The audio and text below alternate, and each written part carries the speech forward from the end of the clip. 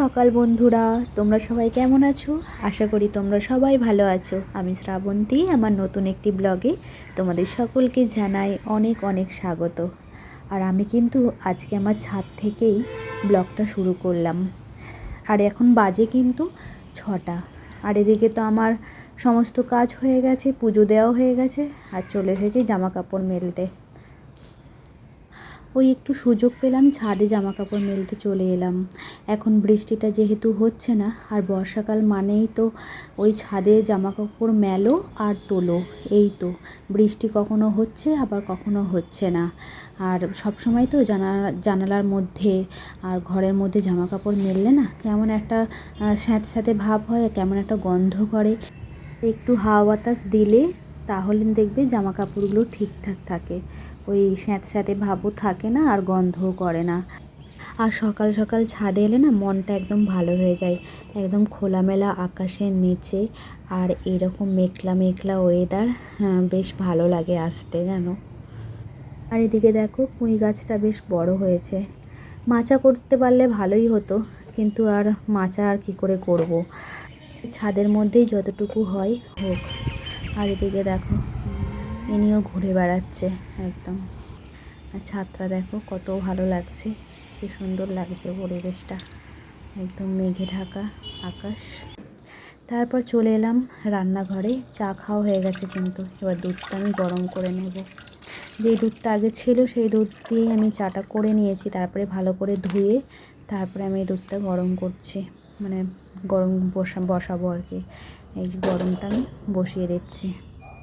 আর এরপর তো আমি রান্না বসাবো, আর রান্না তো করতেই হবে, রান্না থেকে তো আমার আর ছুটি নেই। আর এরপর আমি সকালের খাবারটা খেয়ে নেব। আর সকালে আমি কিন্তু খাবো মুড়ি। অনেক কিছু মুড়ির মধ্যে নিয়েছি, কাঁচা ছোলা নিয়েছি, চানাচুর, পাঁপড় ভাজা, শসা, কাঁচা পেঁয়াজ, কাঁচা লঙ্কা, অনেক কিছুই নিয়েছি। মুড়িটা একদম সুন্দর করে মাখবো এবার।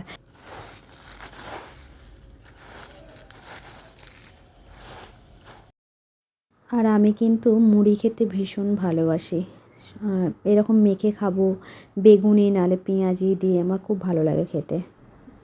আর এদিকে কিন্তু আজকে এনেছে চিকেন, আর এনেছে ইলিশ মাছ।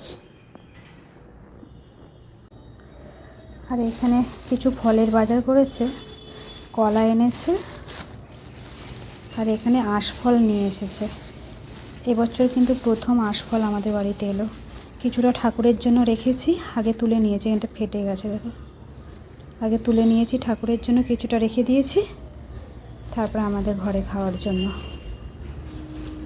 চলো, এরপর রান্নাঘরে চলে এলাম, আর এখন চিকেনটা ম্যারিনেট করে নেব।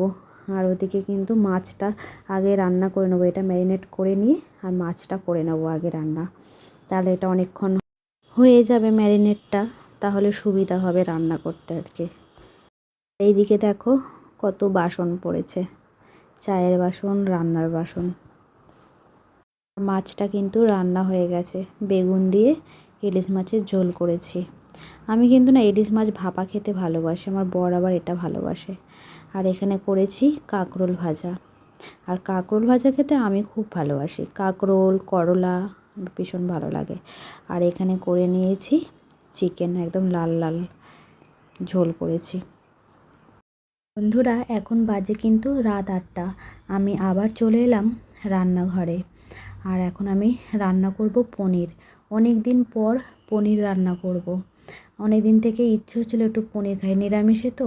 আর নিরামিষ কেন বললাম, কালকে সোমবার, আর ভাবলাম যে একেবারে রাত্রেবেলাই করব, দুদিনের রান্না করে নেব, কালকে সোমবারের রান্নাটাও এই রাত্রেবেলাই করে নেব, একটু বেশি করে করে নিলে সুবিধা হয়, ওই জন্য নিরামিষই করব পনিরটা। আর কি জানো তো, সংসারের এই একই কাজ করতে করতে মনটা একদম একঘেয়েমি হয়ে যায়। তাই মাঝে মাঝে আমার মনে হয় এই সংসারের দায়িত্ব থেকে বিরতি নিয়ে কোথাও একটা নির্জন জায়গায় গিয়ে ঘুরে আসি, তাহলে মনটাও ভালো লাগবে আর কাজে একটা এনার্জিও থাকবে, তাই না? আমার তো এটা মনে হয়। দেখো আলুটা সব কেটে নিয়েছি, কেটে নুন হলুদ মেখে নিয়েছি, আর এদিকে পটলটাও নুন হলুদ মেখে দিয়েছি। পনিরটা রান্না করব কিন্তু আলু পটল দিয়ে। নিরামিষ রান্না করব।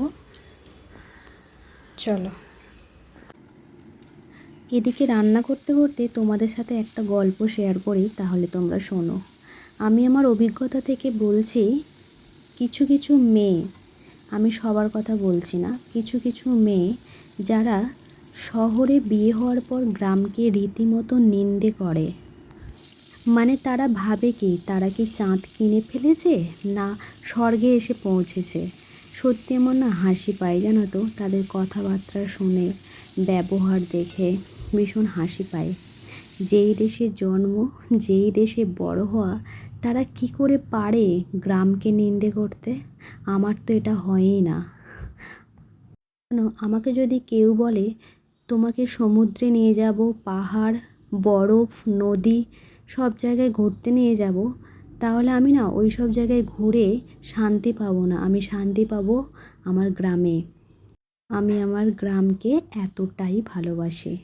আর আমার মতে গ্রামের মানুষজন, গ্রামের আতিথেয়তা, গ্রামের ভালোবাসা একটা আলাদাই অনুভূতি, যেটা কোথাও গেলে খুঁজে পাবো না। তবে এই নয় যে আমি শহরকে নিন্দে করছি, শহরকেও ভালোবাসি। শহরকে আমি ভালোবাসতাম একটা জিনিসের জন্য, জানো, যখন আমি ছোট ছিলাম, মানে ক্লাস 4-5-এ পড়ি, তখন একবার এসেছিলাম এক দিদার বাড়ি। আর যখন 8 না 9-এ পড়ি এক দিদির বিয়েতে এসেছিলাম। তো এই দুবার আমি এসেছিলাম। তারপরে আমার দিদির যখন বিয়ে হয়, আমি তখন মাধ্যমিক দিয়েছি, তখন বিয়ে হয়েছিল, তখন আমি দিদির বাড়িতে আসতাম।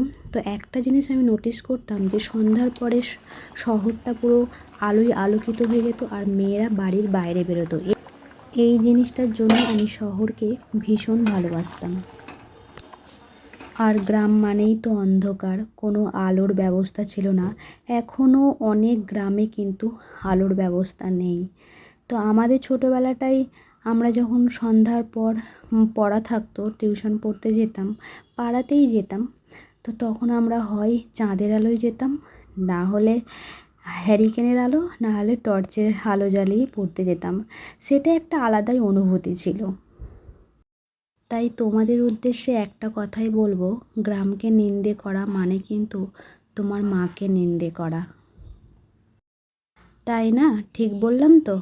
চলো, অনেক কথা তোমাদের সাথে শেয়ার করলাম। আর এদিকে কিন্তু তোমাদের সাথে কথা বলতে বলতে ওইদিকে কিন্তু আমার পনিরটা রান্না করা হয়ে গেছে। আর এদিকে আমি করে নেব লুচি। আমি অনেক দিন থেকেই ভাবলাম যে লুচি খাবো, তাই লুচি করছি। আর এদিকে কিন্তু নুন, চিনি, তারপরে কস্তুরি মেথি দিয়ে লুচিটা বানাবো। ভালো করে ময়াম দিয়ে দিলাম, দিয়ে ভালো করে মেখে নেব। মাখা হয়ে গেছে, আর একটু হাতে তেল নিয়ে আর এটাকে মেখে, ডোটার মধ্যে মেখে আর এটা না ঢেকে রাখবো, তাহলে একটু নরম থাকবে। এদিকে ঢেকে অনেক বাসন পড়েছে, ওই বাসনগুলো আমি সব ধুয়ে নেব। আর এদিকে দেখো তেলটা কিন্তু গরম হয়ে গেছে, লুচিটা দিয়ে দিচ্ছে। আর লুচি ফুললে কিন্তু ভালো লাগে, রুটি, লুচি এগুলো যত ফুলবে ততই ভালো লাগবে, তাই না? আর বেশি না ফুললে না, তখন মনটা একটু খারাপ খারাপ হয়ে যায়, কিছু একটা গন্ডগোল হয়েছে, হয়নি এরকম মনে হয় আমার।